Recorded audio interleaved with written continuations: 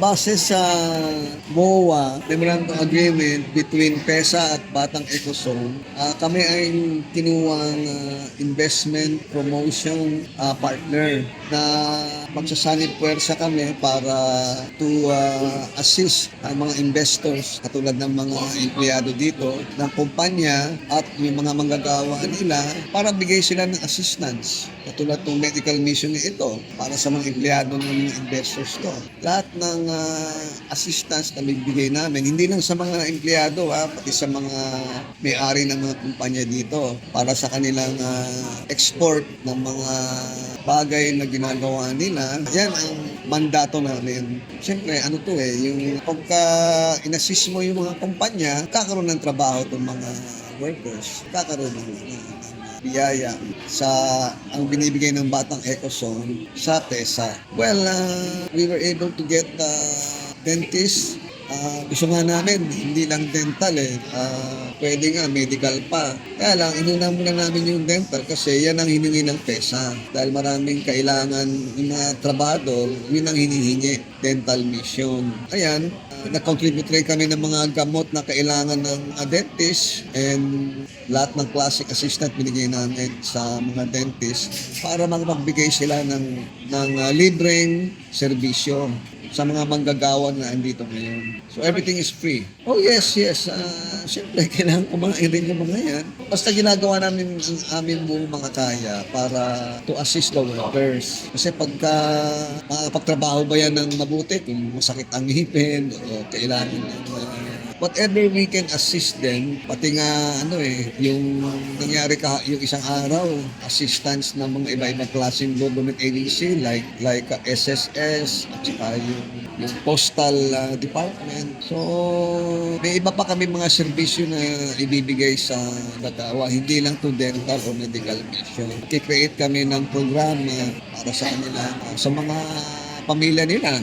Dito yung mga anak saka mga ibang membro ng pamilya nila para mag-avail ng free dental services. Para magkaroon kami ng database, so every time na may iba pang kami maibibigay na serbisyo, meron kaming database na para i-inform sila. Anong malay natin, kakaroon ng mga, pag may donate sa amin ng mga funds, whatever, madali na ang to inform them about our services, our free services.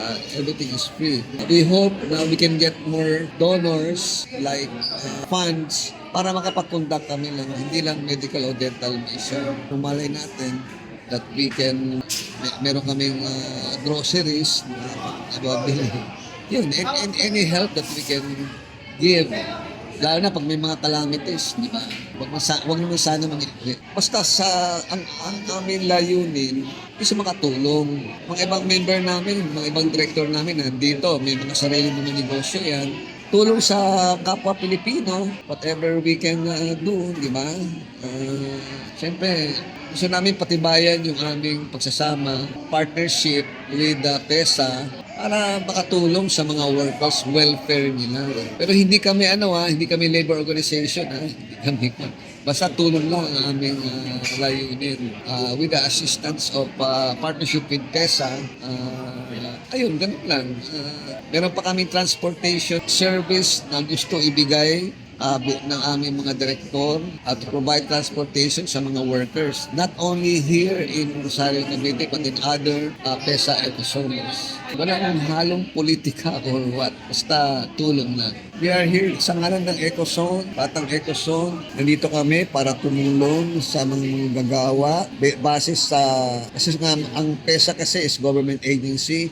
Pribadong ahensya kami. Pwede namin gawin itong klaseng serbisyo na partner ang PESA na hindi kaya gawin ng isang government agency. Kasi siyempre pag government agency may limitasyon sila. Pero kami bilang pribadong organization, we are here to help and assist itong mga workers dito. Nakita nyo naman, ang daming mga nag-participate, daming nag-avail ng serbisyo. Itong unang serbisyo na kinokonduct namin. Siguro pag nalaman ng ibang workers dito, when we conduct again, baka dumami na. At ito naman, hindi namin magagawa kung walang kooperasyon at libreng serbisyo ng mga dentista. Sa una lang nga, 5 lang hinihingi ng PESA pero anong malay natin, next time dumami ang aming mga dentista and katulad sinabi ko kanina, magkakaroon tayo ng medical talaga, di lang dental. Well, ang success naman namin, kasama ang PESA. Ang success nila, success rin namin.